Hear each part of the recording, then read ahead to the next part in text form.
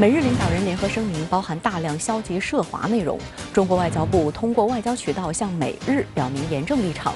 外交部发言人指，美日嘴上鼓吹自由开放，实则拉帮结伙搞小圈子，中方必定捍卫自身利益。是什么原因导致日本菅义伟政府快速倒向拜登政府的怀抱？为什么说日本想借乱局博出位注定失败？中飞腾无畏在线观察。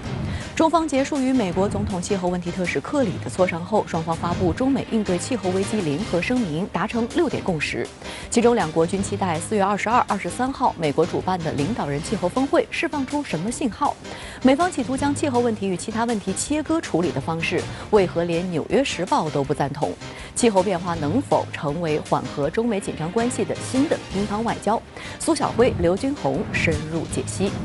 乱港4人帮头目黎智英被判监禁14个月。港媒报道，黎智英可以在监狱中干活、赚钱、买零食。美国国务卿布林肯竟然声称和黎智英站在一起。美国这些政客真的要和进监狱的黎智英站在一起吗？还是耍耍嘴皮子而已呢？田飞龙独家解读。详细的焦点分析稍后为您一一呈现，不要走开。欢迎回来。拜登和菅义伟会谈结束后发表的联合声明，竟然在台湾、钓鱼岛、涉港、涉疆、南海等一系列涉华问题上大做文章。中方对此表示强烈不满，坚决反对，已通过外交渠道向美日表明严正立场。外交部发言人表示，台湾、钓鱼岛都是中国领土，涉港涉疆事务纯属中国内政。中国对南海诸岛及其附近海域拥有无可争辩的主权。美日联合声明粗暴干涉中国内政，严重违反国际关系基本准则。发言人强调，美日嘴上鼓吹自由开放，实则拉帮结伙搞小圈子，煽动集团对抗，这完全是逆时代潮流而动。中方将采取一切必要措施，坚决捍卫国家主权、安全和发展利益。驻美使馆周6发声明表示，美日这种图谋逆时代潮流而动、扶地区国家民心而行，势必以损人的目的出发，以害己的结果告终。驻日使馆也在周6强调，钓鱼岛及其附属岛屿是中国固有领土，无论日美说什么做什么，都改变不了钓鱼岛属于中国的客观事实。日美同盟作为双边特殊安排，不应针对第三方，更不应损害第三方利益。近日，日方接连在涉华问题上采取消极举动，严重损害双方政治互信，干扰双方发展关系的努力。我们奉劝日方恪守中日4个政治文件原则和有关承诺，确保中日关系不折腾、不停滞、不倒退，避免卷入大国对抗的漩涡。法国广播公司指出，从这次的日美联合声明看，日本联美抗中走出一大步。菅义伟当局一改近年来日本对华谨言慎行的态度，对中国的人权问题在南海、东海的活动采取公开严厉的批评态度，在台湾问题上立场也清晰起来。日本外务省官员说，日美领导人会谈联合声明势必招致中国反弹，但无论如何，接下来都很棘手。一旦台湾发生事态，日本政府或自卫队要如何行动，都必须进行检讨。菅义伟这样的一个考虑呢，肯定有他这个国内政治和国际政治的考虑哈。国内政治呢，我们都知道，他现在这个抗击这个疫情哈，尤其疫苗接种的速度呢并不快，又为了要举办这个奥运会，需要得到美国的这个支持啊，所以呢，其实这个双方他有一个利益的这个接触点在那儿啊，这是第一点。那么第二点呢，就是说这个其实我们从他的这种声明当中能够看到哈，就是所谓的美日同盟说是肩负着亚太地区的和平与发展呢，完全是一种排他性的哈，就是说。开放啊，自由，完全是把中国及其他国家的利益放到了一边哈，并不管，因为这个核废料的这个排放呢，涉及到全人类的这个共同利益哈。那么可见这个美日同盟呢，它是非常狭隘的哈。环球时报发社论指出，美日同盟正成为危害亚太和平的轴心。美国的核心意图就是要维护霸权，以反国际法和反规则的方式阻遏中国发展。美国的一意孤行有可能最终断送亚太和平，而日本在逐渐将自己变成美国这一邪恶政策的首要亚洲帮凶。社论说，美国和日本就是2战战胜国和战败国之间前者主导后者的关系，在外交上有强烈的主仆性质。这份联合声明强化了美国极端对华政策对日本外交的强制主导权，日本则积极并小心地加以逢迎。日本前几年一度与中国相向而行，让中日关系走上逐渐恢复的正轨。他现在突然又改变路线，加入美国的恶华战略，断送了中日关系改善的势头。美日领导人会谈试探中国底线，之前早有迹象。在3月16号，美日外长与防长2+2会谈时，双方就聚焦中国，大部分对话围绕东海、南海、钓鱼岛、台湾展开。双方在联合声明中更是罕见地直接点名中国，妄称中国的行动不符合国际秩序。这与美韩2+2会谈后韩国的态度形成鲜明对比。美国智库机构史汀生研究中心中国计划主任孙运认为，日本一直以来立场摇摆，只是特朗普采取美国优先政策压制盟友，日本才被迫采取在中美之间更为平衡的战略。但中日关系本身的特质和内涵并没有根本转变，日本对中国的战略焦虑也没有消失。现在拜登提出团结盟友，日本迅速倒向美国，并不令人意外。除了美日领导人会谈瞄准中国之外，近段时间以来，日本小动作不断。日本跨党派国会议员组成的日华议会恳谈会会长谷屋圭司昨天发推称，台北的日本台湾交流协会出入处升起一面日本国旗。他强调，以前一直顾虑中国大陆，所以没有悬挂，但现在基于和台湾相同的价值观，应该合作对抗。但台湾中国时报查证，升起日本国旗的场地并非日本台湾交流协会，而是日本驻台代表官邸的院内。据了解，该场所自今年1月起开始升旗。4月2号太鲁阁号意外发生后，曾降半旗3天表示哀悼。日本台湾交流协会此前挂日本交流协会协会招牌，2017年加上台湾2字。该机构属财团法人性质，是民间机构，在台北和高雄有办事处。英国广播公司认为，美日联合声明的焦点是台湾问题，因为此前日本政府的态度是不就台湾问题公开发表意见。这次在美日领导人联合声明中提及台湾，是中日建交后的首次，挑衅意味明显。日本政府安保工作人士称，台湾防卫是直接关系到日本安全保障的最重要课题。菅义伟政府和民进党当局互相强调台日有所谓的历史连接，但实际上是日本的殖民地情节以及岛内一些人，尤其是台独势力的恋殖情节。双方互相安插了所谓的亲台派和亲日派，在各自的官僚体系中，日本现任防卫大臣安倍晋三的弟弟岸信夫普遍被外界认为是亲台派，去年曾赴台吊唁台独分子李登辉。岸信夫曾在自卫队会议上表示，有必要探讨自卫队能为支援台湾的美军提供何种协助。根据安倍时期通过的新安保法，日本自卫队的行动范围已经不仅局限于日本本土及周边，可以向海外派兵。美日两国在联合声明当中，双边关系当中提到这个关切这个台湾海峡地区的这个稳定呢，我觉得首先是干涉了我们的内政哈，这是确定无疑的。他们有点夸大这个两岸关系的这种走向这个冲突的这种危险性。那么为什么要这么夸大呢？可能也是为了显示这个美日同盟在这个地区的一个重要性。那么第三个方面来讲呢，我觉得还包含着一个非常这个重要的一个意图特别是美方，我觉得就是说要这个制造中国与邻国之间的这个矛盾，特别是中日之间要分割中日关系，这个制造一些矛盾。那么以此呢，就是说把这个日本的这个拉向这个美国这个这种同盟体系强化这个日本作为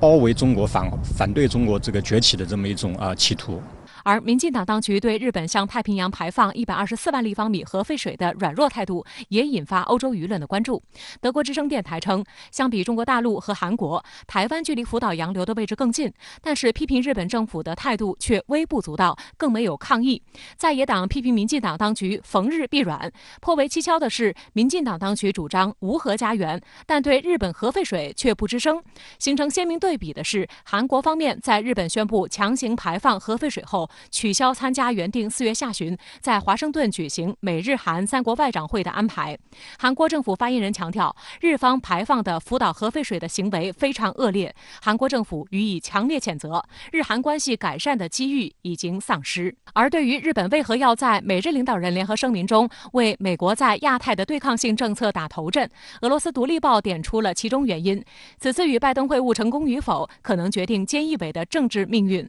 赴美与拜登会晤前，菅义伟可谓麻烦缠身。菅义伟此前曾暗示，他有可能在今年9月自民党总裁任期届满前宣布提前大选。然而，受新冠肺炎疫情处理不力和一系列丑闻打击的影响，菅义伟内阁的支持率今年一度逼近30%的危险水域。日本共同社近日发布的民调显示，菅义伟作为下任首相人选的支持率只有4.9%。日媒日刊现代指出，菅义伟只能期望通过加深日美同盟来挽回支持率。相关话题来连线特约评论员吴卫。吴先生您好。日本首相菅义伟的访美之行以领导人联合声明的方式落下帷幕，其中大量涉及所谓中国议题的消极内容。中国外交部立即发表回应进行驳斥。您对此有何观察？昨天是周六，外交部蓝厅循例并未召开记者会，但外交部仍然以答记者问的方式发布了发言人专题回应。在这些涉及主权及领土完整的核心利益问题上我们不争、不辩、不可以。细看这份美日领导人联合声明，台湾、钓鱼岛、香港、新疆、南海等问题都被关切了。美国与日本作为综合国力靠前的发达国家，同时也是环太平洋沿岸国家，搞这种小把戏就非常像两个土豪业主大摇大摆地走在小区里，对着邻居家指手画脚，言必称对你的家规家法保持关切，对你的墙纸颜色持有异议，对你的客厅朝向持保留意见，并且认为你家的车位影响了小区车辆的自由通行，这叫什么？这就叫灶王爷扫院子，多管闲事。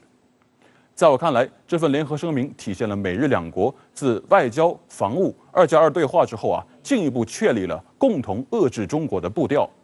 以一种罗列所谓负面清单的方式将一众涉华议题逐个点名。潜台词是，以往我们可能偶尔打台湾牌、香港牌、新疆牌，但从今往后，我们保留将以上议题全部当成牌打出去的可能性。它更恶毒的意义在于，它几乎是在用这种方式向更多盟友发起号召，一起来参与这场战略围堵中国的牌局。潜台词又是别怕，很简单的出牌套路我都帮你写出来了。但我也要提醒日本方面以及那些尚未表态、仍在观望的美国盟友，这张牌桌可轻易上不得。桌上的中美两国好歹在实力上相对接近，那么其他国家若想凑上来凑个热闹，可要做好输个倾家荡产的准备。登上围堵中国的这个美国战车不仅是战略冒险，更是在赌国运。任何一个理性的政治人物都不该行此下策。那么，菅义伟此次访美之行有着怎样的政治考量呢？他为什么会不顾中日关系发展的大局，颇有一边倒地抱住了拜登呢？安倍晋三大秘出身的菅义伟也算是长期站在日本政治权力中心的老人了。以我的观察，他有一套自己的这个行事风格与政治动机，有他谋定而后动的一面。大家应该留意到了，自他出任日本内阁总理大臣以来，尤其是美国政府换届之后，菅义伟有些战略急躁，在许多涉华敏感议题上动作频频。中日关系没能延续之前的良好发展势头，有些滑坡倾向。那么具体原因我以前也提到过，他的执政成绩确实乏善可陈，民调支持率肉眼可见的往下掉。很快今年秋季就要进行大选了，菅义伟绝不会坐以待毙。就在这个微妙时刻，日本不少媒体煽风点火。近一段时间以来日本国民对中国的好感度持续走低，在日本政坛，对华强硬成了所谓的朝野共识，这进一步助长了菅义伟的冒险主义。由此，他选择向拜登书城，展现一系列所谓对华关切，换取来自美国的政治能量，希望能够兑换成竞选能量。在日本这个连宪法都是在美国人监督下写就的非正常国家里要想赢得大选，就得先过美国人这一关。因此，菅义伟此行访美当然带有述职与拉票色彩。所以在我看来，菅义伟看似一边倒地搂住了拜登，上了围堵中国的战车，本质上是国内选举政治对日本外交政策走向的这个外溢效应。不要忘了，在那份联合声明里日本展现对华关切之前，先得让美国把钓鱼岛的承诺说一遍。说给谁听的呢？当然，首先是日本国民了。但问题来了，菅义伟真的是美国的忠臣吗？我看未必。常年跟在安倍晋三身边的他，一定明白所谓国家正常化至于日本意味着什么，一定明白美日安保条约又是怎样一把双刃剑。也一定明白，向一个曾经对自己投下2颗原子弹的核大国寻求核保护伞，是一件越品味道越怪的事情。菅义伟这一代日本人一定记忆犹新，麦克阿瑟当年是如何作威作福，骑在天皇头上的。非常清楚，日本之所以能够迅速地从2战后的一片废墟中振作起来，源于美苏冷战前沿的地缘位置与美国对军国主义睁一只眼闭一只眼的草草清算。一定忘不了美国这个利益至上的所谓盟主是如何通过抑制广场协议转嫁自身经济矛盾，扼杀日本经济腾飞的。所以别看菅义伟自诩与拜登聊得热烈桌上的汉堡一块也没动。别看菅义伟在阿灵顿公墓前表情凝重，都是千年的狐狸，玩什么聊斋呢？好的，也谢谢吴先生跟我们共同在线分享您的观点，谢谢。周4至周6，中国气候变化事务特使谢振华同美国总统气候问题特使克里在上海举行会谈，双方就合作应对气候变化、领导人气候峰会、联合国气候公约第26次缔约方大会等议题进行了坦诚、深入、建设性沟通交流，取得积极进展。会谈后，中美双方发表了应对气候危机联合声明，达成6点共识。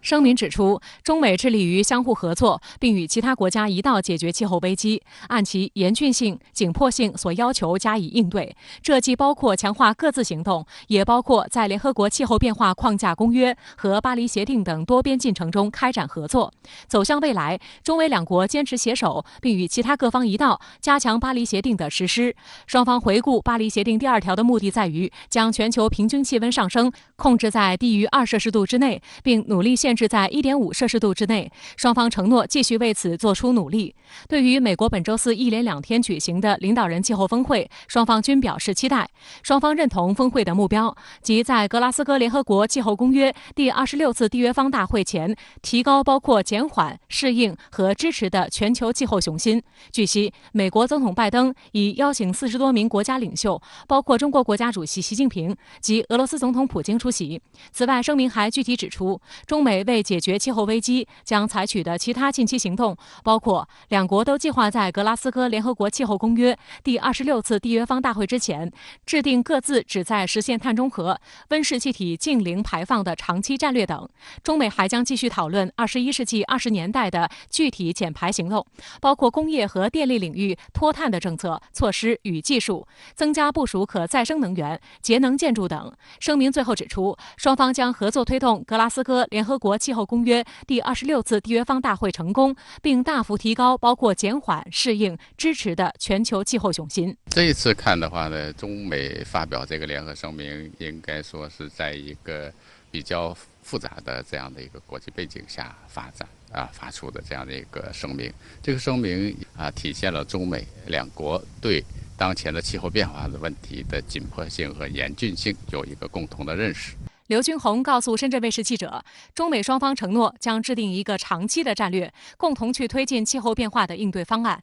说明双方实际上正在向着一个战略的更广阔的合作空间在努力。事实上，中国在应对气候变化上的努力得到了广泛尊重和认可。中国人民大学重阳金融研究院高级研究员罗思义发表题为《中国是时候成为应对气候变化的全球领导者了》的文章指出，人们越来越认识到中国在气候变化方面的领导作用。中国应对气候变化言行一致。去年10月，习近平在联大宣布，中国将到2060年实现碳中和，并将碳排放峰值时间从2030年左右改为2030年前，这引发了世界大多数最大经济体和碳排放大国的一连串积极响应。这是自2015年巴黎协定签署以来，国际气候合作首次出现积极的势头。罗思义说，外交政策杂志并非一家支持中国的媒体，但他在谈到中国的最新气候承诺时指出，就凭这短短的2句话，中国领导人可能已重新定义了人类的未来前景。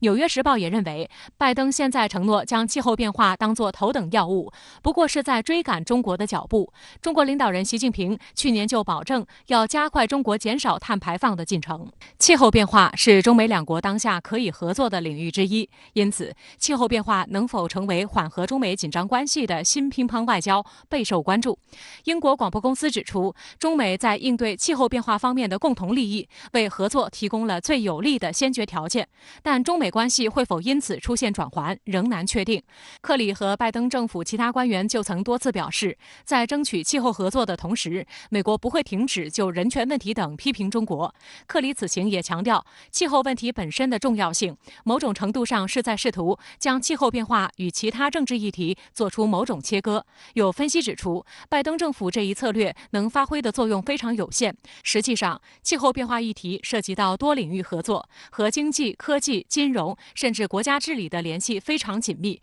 很难作为一个独立议题与两国更广泛的交往彻底分开。中国外交部也早就指出，中美在具体领域的合作绝不可能是温室里的花朵。纽约时报也认为，如今美国和中国在很多问题上都无法达成共识，但对于气候变化，两国都公开承诺要采取更多措施来对抗全球变暖，难处在于要如何合作。纽约时报还注意到，拜登下周将主持40个国家和国际组织领导人举行气候峰会，但本周法国发起了与中国和德国领导人的峰会，讨论议题之一就是气候问题。这显示，在气候议题上，美国已不在最优先位置，要比平方外交考虑的问题要更加多。实际上呢，也就是说是面临的一个共同的人类发展生存环境的问题。所以呢，现在看，作为世界经济第一和第二两个超大的经济体，能不能在一个共同的目标面前，向一个共同的方向去发展，同时呢，找到合适的发展的条件。这样看的话呢，中美走到一起是必然的，也是这个时代的要求。周五，外交部副部长乐玉成接受美联社专访，就中美关系、中国外交政策、气候变化、涉疆、涉港、台湾、南海等问题阐述中方立场，并对抹黑中国的不实论调予以有力驳斥。针对要求中国提前实现碳达峰和碳中和目标的论调，乐玉成表示，中国将力争于2030年前实现碳达峰，2060年前实现碳中和的自主贡献目标。这对于一个14亿人口的发展中大国来说，很不容易。现在呢，有些国家要我们再提前实现这个目标，提出更高的要求。刚才你也讲了，我觉得这点有点不太现实。因为中国和美国、欧洲等发达国家，他们在应对气候变化方面处在不同的发展阶段，就好像我们是小学生你们发达国家是中学生。现在要求小学生跟中学生同时毕业这个就是拔苗助长。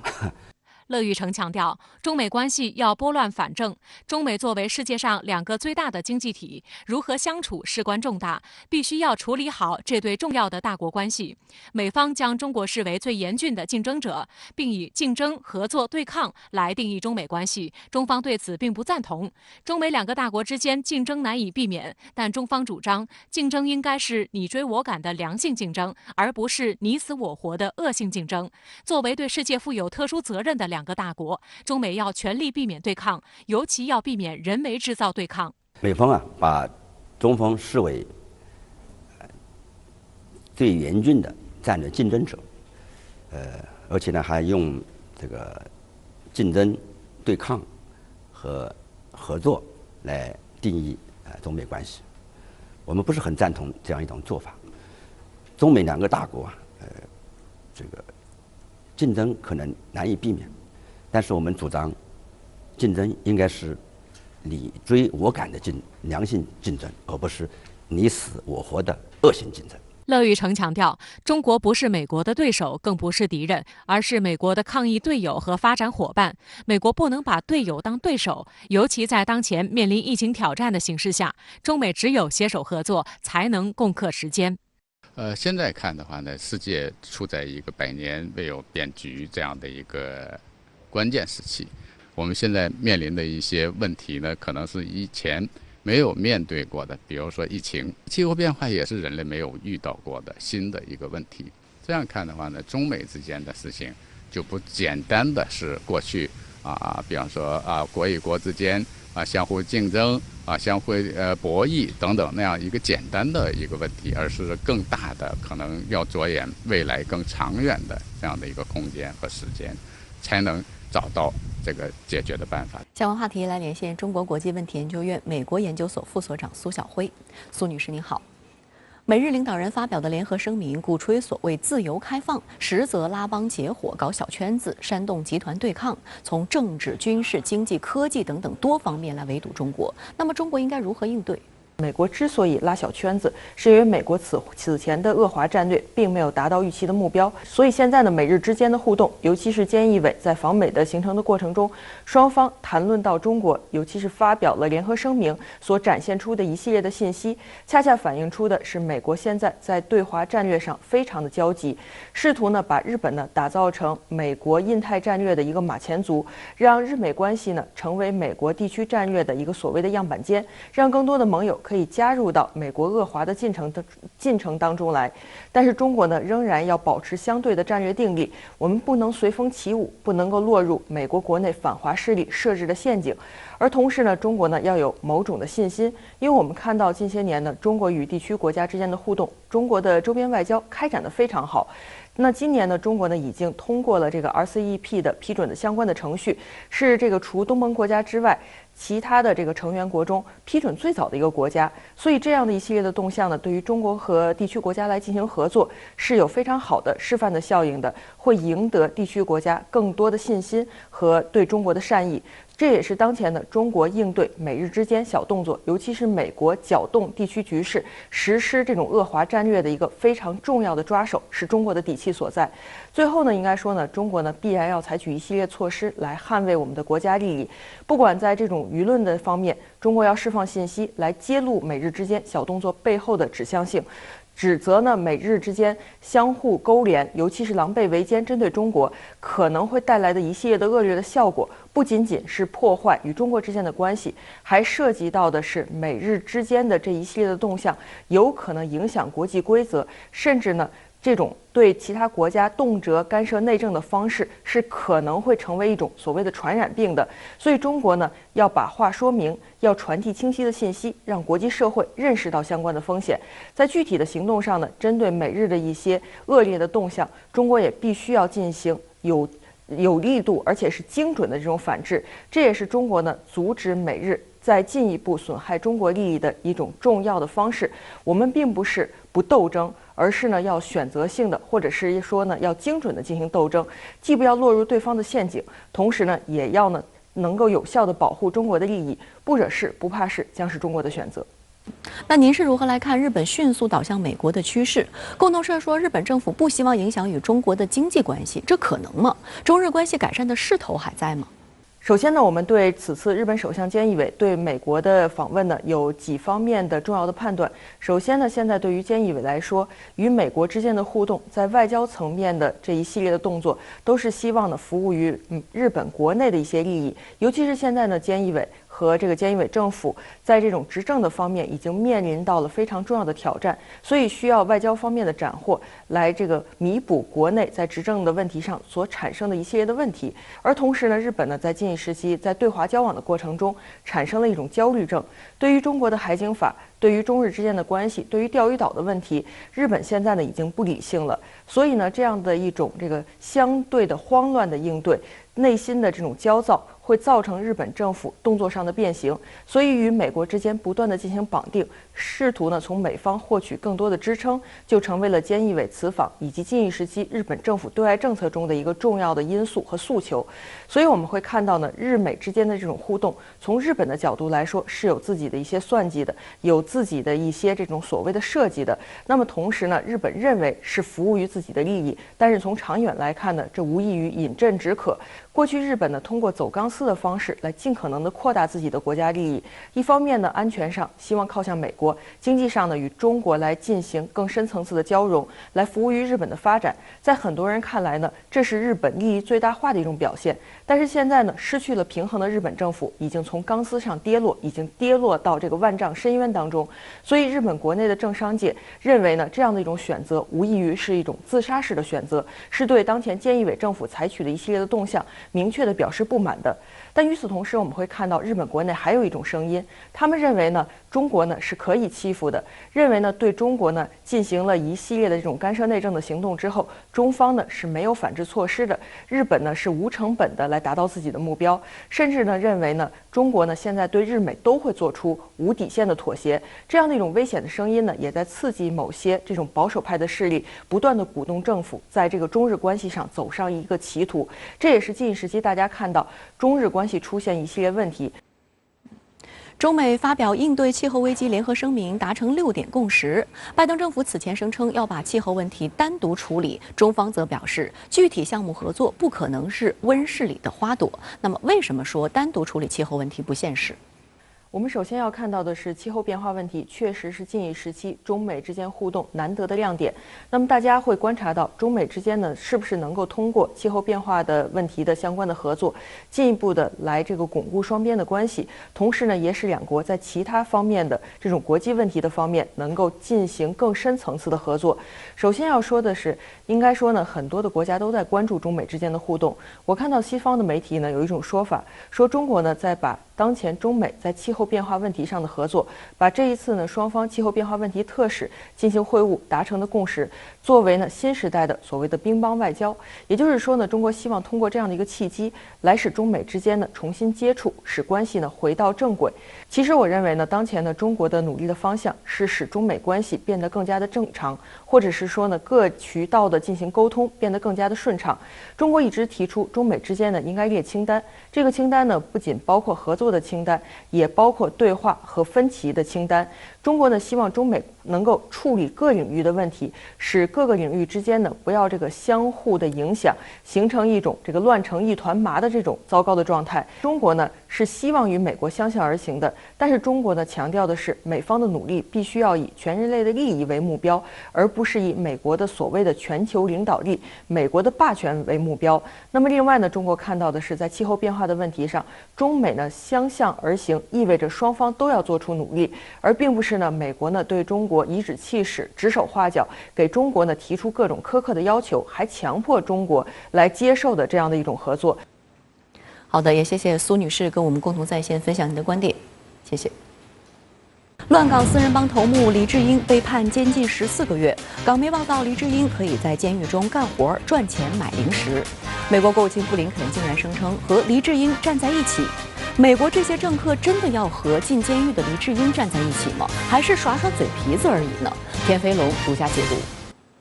官司缠身的乱港头目一传媒创办人黎智英等人周五被香港法院判处监禁14个月，另有多宗官司缠身等待审判。西方国家一些政客又在此时急不可耐跳出来声称和黎智英之流站在一起。香港媒体报道称，黎智英可在监狱中工作赚钱买零食。有媒体发文称，谁和境外乱港势力站在一起，谁就倒霉。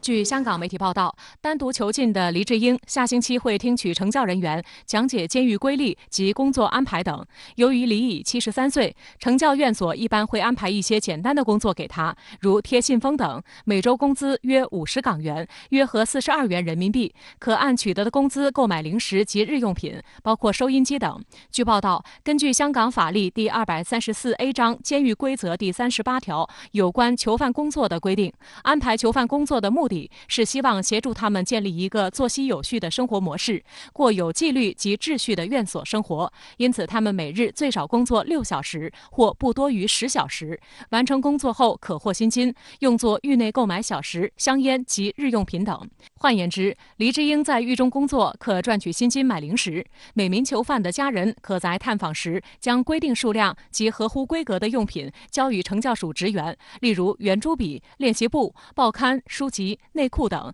但不能给予零食。另外，他每日可以有1小时的放风时间到户外地方走动。此前，香港媒体曾报道称，以往黎智英亲友每日到赤柱监狱探监的情景将成为过往云烟，因为被判刑的人每月只能被2次探访，每月可额外申请多1次，每次探访限时30分钟，且不得超过3名探访者，包括婴儿及儿童。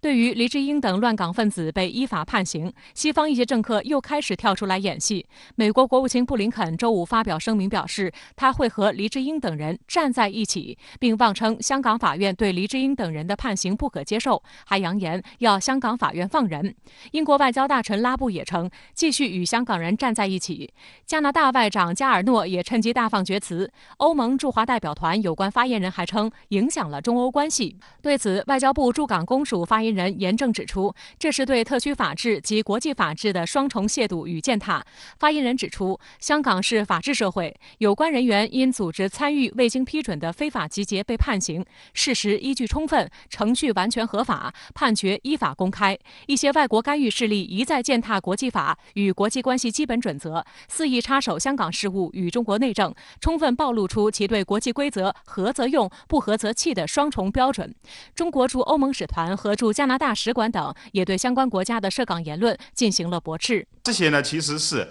反映了现在在全球治理当中呢，美国这样一个超级大国呢，它并不能负担起真正的民主的、法治的、公正的责任。有关的被告人呢，在相应的案件当中呢，已经享有了正当程序的保障，并且依据香港司法制度，对判决结果不服，仍然可以上诉。在更高一级的审判当中呢，来重新审视有关的法律问题跟证据问题。那这些呢，属于香港法治的内部事务。环球时报周日发社评认为，美国宣称和谁站在一起，谁就要倒霉。美国所谓的站在一起，实际上是美一直并将继续与香港的敌人站在一起，对香港法治和司法独立进行粗暴干涉。所幸，香港不是美西方可以为所欲为的地方，中央和所有爱国爱港人士也不可能任由乱港分子糟蹋香港。美国动不动就宣称和谁站在一起，这话的意思其实是要对方与美国站在一起，帮助对抗华盛顿不喜欢的政权，为美国利益充当炮灰。不知道蹲在监狱里的黎智英和李柱铭能否想明白这一点。据路透社报道，2名欧盟外交官表示，匈牙利拦下了欧盟一份批评香港新法律的声明。欧盟原本预计下周一在外长会上发表这一声明，但未能获得所有27个成员国的同意。一名欧盟官员证实，该声明已从欧盟审议程序中撤销。欧盟内部的这个政治分裂以及道德分歧呢，反映了西方阵营内部整体性的这样一个分歧。分歧的背后，实际上反映出来，美国所策动的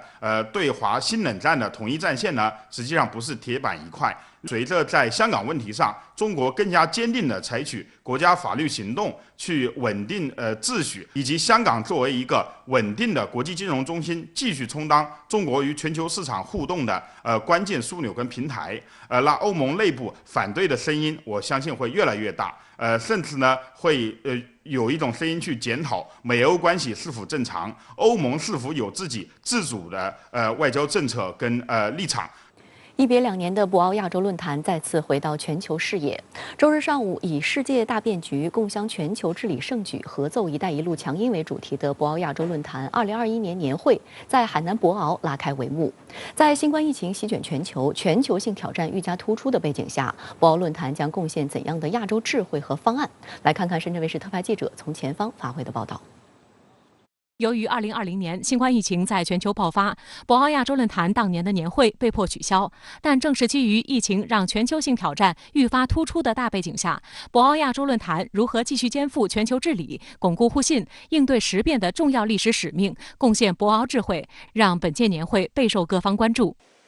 我们了解到，博鳌亚洲论坛2021年年会参会规模空前，是今年全球范围内举办的最大规模线下为主的大型国际会议。来自60国的2600多名代表齐聚博鳌，这说明中国对疫情的防控成效卓越，得到了世界各国代表们的广泛认可。会议制定了完备的疫情防控方案。我们也在现场注意到一个小细节，主办方对每位记者的就餐区用透明的挡板进行了分割，这在目前疫情已经受控的国内比较少见，但在博鳌这样的大型国际会议场合，仍需要这种国际上目前广泛采用的防疫措施。时隔2年，全球政界和商界代表再次齐聚博鳌，进行沟通对话，寻找商机，传递了亚洲国家凝聚共识、促进发展、实现繁荣的信心。国家统计局周五发布的中国经济一季报显示，一季度 GDP 同比增长18.3%，这个亮眼的数字引发外界高度关注。彭博财经预计，美国今年一季度 GDP 增长10%，与中国有相当大的差距，但这已经是拜登政府强力刺激推出1.9万亿美元的经济拯救方案所致。相比之下，中国并未采取任何注水措施。德国经济周刊评论称，中国18.3%的增速令人印象深刻。博鳌亚洲论坛理事会秘书长李保东在周日上午举行的新闻发布会上介绍，亚洲作为世界上经济增长最具活力的地区，即使遭遇疫情，仍取得了一体化重大进展。作为抗疫模范生，亚洲在全球范围内最早稳定住疫情，恢复了生产。预计今年亚洲经济复苏的步伐将会提速，增速有望达到6.5%以上。另一方面，在全球商品服务贸易萎缩、生产要素流动受阻的情况下，一带一路合作一定程度上弥补了各国在互联互通上的不足，促进了亚洲及毗连地区的经济复苏与社会发展，为完善全球治理提供了一个亚洲视角。深圳卫视记者注意到，今年论坛的热门议题除了立牌菜、全球治理、一带一路之外，还包括数字货币、人工智能、碳中和、疫苗等贴合中国和亚洲现状的议题。博鳌亚洲论坛研究院副院长曹丽向深圳卫视介绍，疫情既是挑战也是机遇。今年全球高度关注气候议题，疫情意外助推绿色经济，成为本次博鳌论坛年会的热门话题。我们需要新的这个绿色的复苏。那么同时呢，疫情它绝对是加速了数字化，因为如果没有数字化，不可能实现这个远程的办公、数字贸易这些东西都不可能做的。所以我们发现，如果通过推动数字经济这一块，也能够使大家更好的复苏。而且呢，也可以创造更多的绿色就业和数字就业，这是很了不起的。我们需要这方面的人才，需要这方面的投入。此外，新闻发布会上还发布了2份重磅报告，分别是《亚洲经济前景与一体化进程》和《可持续发展的亚洲与世界》。报告指出，面对疫情，亚洲各国为强化卫生健康体系、稳定全球供应链、引领贸易和投资复苏，付出了无法想象的巨大努力。报告认为，受新冠疫情的影响，亚洲经济去年出现60年来首次的负增长，但总体的表现，从我们分析来看，就是韧性是非常强的。中国是唯一在2020年实现经济正增长的全球主要经济体。亚洲在加强疫情防控、保持产业链、供应链畅通稳定、促进贸易与投资方面发挥着重要的作用，是多边主义的稳定器。其中，